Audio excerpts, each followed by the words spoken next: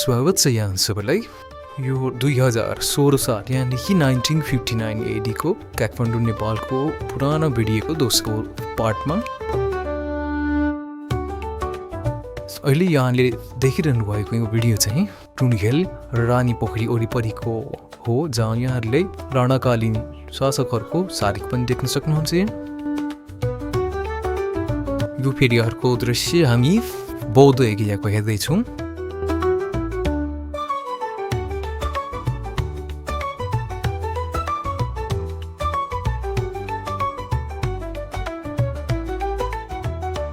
बौद्ध स्तूपा परिसरमा भक्तजनहरूले नियमित क्रियाकलापहरू प्रयास गर्दै हुनुहुन्छ यहाँ। अनि यो भिडियो चाहिँ 1958-1959 तिर ड्यानिस एडभेन्चरर क्ल्याब्स बेकर लाउसनले खिच्नु भएको हो। त्यो भनेको नेपाली समयअनुसार 2016 सालतिरको भिडियो भएको हुनाले यो एकदम रेयर भिडियो हो। त्यो बेलामा चाहिँ उहाँ क्ल्याब्स बेकर चाहिँ एनिमल बर्ड्सहरू नेपालमा पाइने एनिमल बर्ड्सहरूको कलेक्सन खोजी एवं नेपालको हिमालयमा पाइने यतिको रिसर्चको लागि एक्सपिडिसन र रिसर्चको लागि चाहिँ आउनुभएको थियो। अहिले यहाँ भिडियोमा देख्न सक्नुहुन्छ यो भारततिरबाट चाहिँ त्यो बेलामा सर्प अरू जनावरहरू लिएर आएर नेपालमा चाहिँ चटक देखाउने चोक चोकमा चाहिँ यसको प्रदर्शन गर्ने गरिन्थ्यो हो। यो त्यही बेलाको भिडियो हो।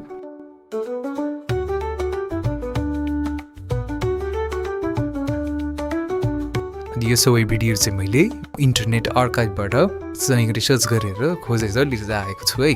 यो सबै चाहिँ कम्युनिटी भिडियोमा भएको हुनाले मैले एडिट गरेर फेरि कलर करेक्सन गरेर यहाँहरूमा लिएर आएको छु र फेरि भविष्यमा पनि यस्तै भिडियो प्राप्त हुन साथै मैले चाहिँ यहाँ अपलोड गर्नेछु। त्यसैले यहाँ सबैले चाहिँ च्यानललाई सब्सक्राइब पनि गरिदिनु नबिर्सिनु होला फ्रेन्ड। र यहाँहरूलाई भिडियो मन परेको छ भने लाइक कमेन्ट पनि गर्न सक्नुहुन्छ। यो भिडियोमा भनेको कतिपय ठाउँहरू एक्ज्याक्टली 100% करेक्ट पनि नहुन सक्छ। यदि कतै मिस्टेक भएको छ भने यहाँहरूले त्यो करेक्सन पनि गरिदिनु होला।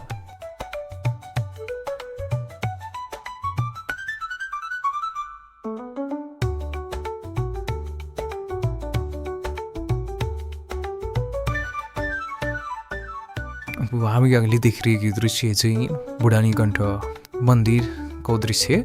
त्यो बेलाको बुढानीकण्ठ यहाँले हेर्न सक्नुहुन्छ। त्यति भिडियो हाट पनि छैन त्यो बेलामा।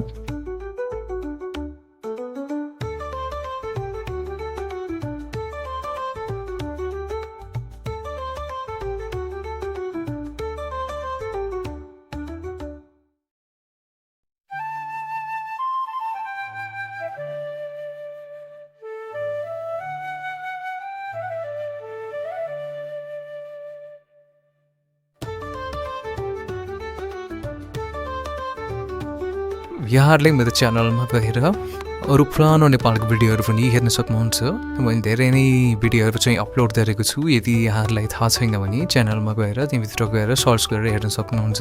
काठमाडौँको प्रायः जस्तो काठमाडौँको अनि अरू नेपालभरिको भिडियोहरू पनि केही मात्रामा छ त्यहाँ।